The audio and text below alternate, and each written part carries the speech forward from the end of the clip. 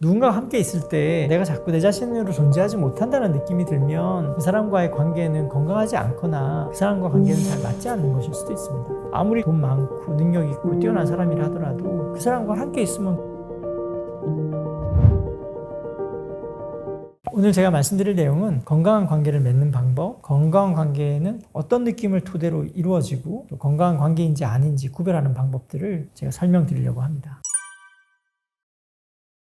사람은 역시 외롭기도 하고 외롭지도 않기도 한 존재예요. 예를 들자면 요즘 유행하는 말로 외롭고 고독해지면 건강이 나쁘다. 외롭게 살면 정신건강도 나쁘지만 담배 몇 가지 피우는 것만큼 건강에 해롭다. 이런 미디어 기사들을 아마 본 적이 있으실 거예요. 현대인이 외로움을 너무 많이 느끼고 그래서 행복도가 낮아졌다. 이런 얘기도 많이 하고요. 물론 사회적으로 단절되고 고립되면 정신건강에 해로운 건 사실인데 그렇다고 해서 사람을 주변에 많이 있다고 해서 친구가 많고 만나는 사람이 많다고 해서 그러면 그것에 비례해서 절대적으로 행복하냐? 그렇진 않아요. 점점 더 관계의 숫자보다는 관계의 질이 더 중요해지고요. 더 중요한 건 외롭다라고 느끼는 거에 더 중요한 거예요. 혼자 있어도 내가 외롭다라고 느끼지 않으면 건강에 해롭지 않아요. 고독함을 즐길 수 있거나 혼자 있으면서 뭔가를 스스로 활용할 수 있다면 자기 책을 쓸 수도 있고 글을 읽을 수도 있고 음악을 들 수도 있잖아요. 깨달음을 얻는데도 고독한 시간이 필요하고요. 혼자 있지만 그 시간이 괴롭지 않고 의미 있다라고 느끼면 그 외로움도 건강에 해를 끼치지 않아요. 외로움이라는 것이 정신건강에 부정적인 영향을 미치는 건 주변에 사람이 많으냐 보다 관계의 질이 더 중요하고 관계의 질 그 자체보다도 내가 외로움을 고통스럽게 인식하느냐 안 하느냐가 정신건강에 더 중요한 영향을 미쳐요. 그렇다면 우리가 중요하게 생각해야 되는 건 사람을 자꾸 내가 친한 사람을 많이 만들겠다 보다는 좀 더 친밀하고 의미 있고 신뢰할 수 있는 사람을 소수라도 정말 신뢰할 수 있는 관계를 얼마나 갖고 있느냐가 중요한 것이고요. 더 중요하게는 혼자 있는 시간을 건강하게 활용하고 혼자 있는 시간을 고통스럽게 인식하지 않는 것이 더 중요한 거예요. 왜냐하면 인간은 절대적으로 외로운 존재거든요. 항상 사람과 있을 수는 없단 말이에요. 그리고 모든 어떤 발명이나 성취는 고독의 시간에서 잉태가 된단 말이에요. 근데 혼자 있지 못해요.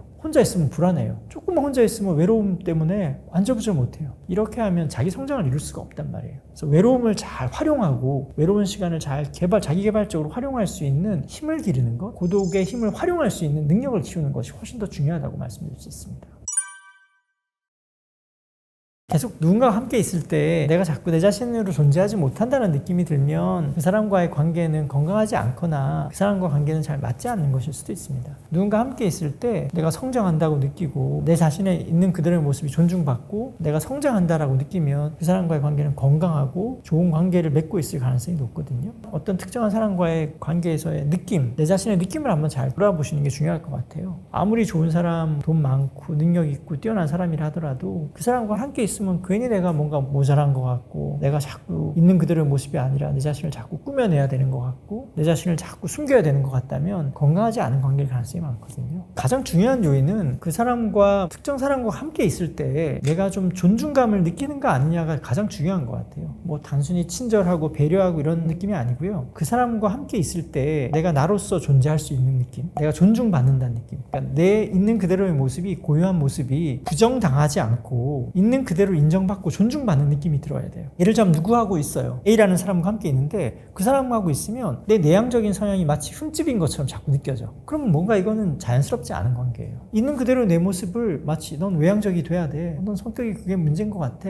이런 식의 어떤 느낌을 받는다면 그건 건강한 관계가 될 수 없죠. 그 사람과 있으려면 자꾸 거짓을 해야 돼요. 다른 모습을 보여야 되고 내가 아닌 모습을 보여야 되거든요. 그런 관계에서는 친밀감이라든지 신뢰관계가 쌓기가 어렵겠죠. 내가 조금 예민해요. 섬세하고. 근데 그 사람만 하고 있으면 야, 너 예민해서 문제야. 왜 이렇게 날카로워? 이런 얘기 자꾸 듣는 거예요. 그럼 내 자연스러운 내 본성이 부정당하고 마치 잘못된 것처럼 인식하게 되거든요. 그런 관계는 건강할 수가 없죠. 그 사람 앞에서는 무던한 척을 해야 되고 예민하지 않은 척을 해야 된단 말이에요. 그런 관계가 얼마나 오래 갈 수 있겠어요. 넌 섬세한 사람이구나. 넌 혼자 있는 시간도 필요하구나. 라고 있는 그대로의 모습을 인정하고 존중해주는 느낌이 들어야만 관계는 건강해질 수 있거든요. 근데 누군가와 함께 있을 때마다 내가 부정당하는 것 같고 내 고유한 모습이 잘못된 것처럼 느껴지고 뭔가 다른 사람이 돼야 될 것 같고 그 사람이 요구하는 모습을 억지로라도 만들어내야 될 것 같고 이런 관계라면 건강한 관계가 유지되기가 어렵겠죠. 너는 모범생이어야만 돼. 넌 성실해야만 돼. 너는 착하잖아. 뭐 이런 식으로 상대를 개념으로 규정하고 그렇게만 자꾸 바라보려고 하시는 분들도 있죠. 뭐 예를 들자면 직장에서라든지 학교에서 어떤 특정한 모습을 강요받는 것. 이런 상황이 되면 사람들은 힘들어요. 왜냐하면 어쨌든 사람은 단순한 존재는 아니거든요. 내 안에 굉장히 다층적이고 때로는 모순적이고 다양한 모습들을 다 가지고 있기 마련이고, 그리고 내 모습을, 자기 개념을, 나라는 사람을 좀 더 풍성하게 만들어 나갈수록 건강하다고 할 수 있거든요. 그냥 딱 한 가지의 모습, 성실하다, 이런 한 가지의 모습만 가지고 살면 번아웃에 빠지기 쉽겠죠. 일할 때는 성실하지만 놀 때는 자유롭고, 등산을 하고 운동할 때는 적극적이다가도 해그릴 때는 차분하고, 친구들하고 만날 때는 잘 맞춰주다가 팀에서 일할 때는 리더십을 발휘한다든지, 이런 굉장히 다층적이고 때로는 모순적으로 보이는 요소들을 내 안에 풍부하게 가지고 있는 것이 훨씬 건강하거든요. 근데 어떤 단순한 모습만 강요하거나 그런 모습만 보이기를 강요받는 분위기에 젖어 있다면 힘들어요. 거기에 맞춰야 되니까 힘든 것도 있고요. 내가 나를 좀 더 성장시키는데 방해가 될 수 있겠죠. 한 가지 능력을 크게 키우는 것도 성장이지만 내 모습을 다양한 경험과 학습과 체험을 통해서 내 모습을 다양하게 분화시켜 나가고 풍성하게 만드는 것도 성장이란 말이에요.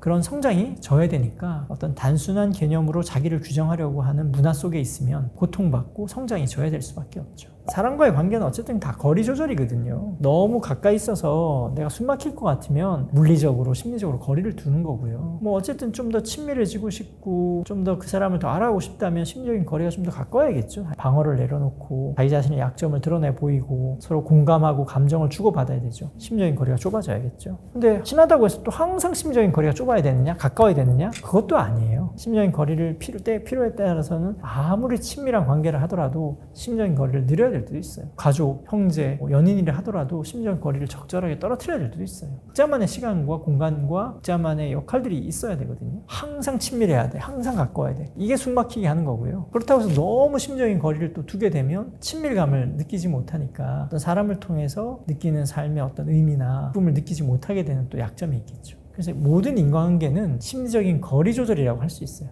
너무 밀착됐다 싶으면 좀 떨어뜨렸다가, 너무 멀어졌다 싶으면 또 가까이 갔다가, 이런 것들이 감정적인 교류가 일어나느냐, 그 사람의 감정을 내가 얼마나 전달받고 있느냐, 너무 숨막히다고 느끼느냐, 이런 자기 감정을 읽어가면서 아무리 친한 사람이라도 답답한 느낌이 들면 조금 심리적인 거리를 떨어뜨리거나, 좀 더 멀어졌다 싶으면 좀 더 당겨오거나, 이런 거리 조절이 필요한 것이죠. 어떤 경우에는 위로가 필요할 수도 있지만 어떤 경우에는 사실 위로만 해줄 수도 없을 수도 있거든요. 정말로 그 사람과 오랜 신뢰관계가 있고 그 사람이 정말로 나를 존중하고 사랑해주고 있다면 뭐 좀 비난을 할 수도 있는 거예요. 예를 들자면 욕쟁이 할머니 막 욕하시지만 우리가 기분 나쁘게 듣지 않잖아요. 애정이 있다는 걸 아니까 말은 욕이어도 듣는 사람 입장에서는 아, 나한테 관심이 있구나, 나한테 잘해주려고 저러시는구나, 반찬 갖다 먹어 하지만 반찬 많이 먹고 튼튼해져, 이런 얘기가 숨겨져 있다는 걸 우리가 알잖아요. 그러니까 내가 막 겉으로 번지르르한 이야기만이 위로가 아니라 때로는 날카로운 이야기, 충고라도 그 사람과 신뢰관계가 있다면 그건 비난이 아닐 수도 있죠. 말만 들으면 좀 따갑게 느껴질 수 있지만 그 안에는 진지한 위로와 실질적인 조언이 다 숨겨져 있을 수 있거든요. 근데 저 사람이 나한테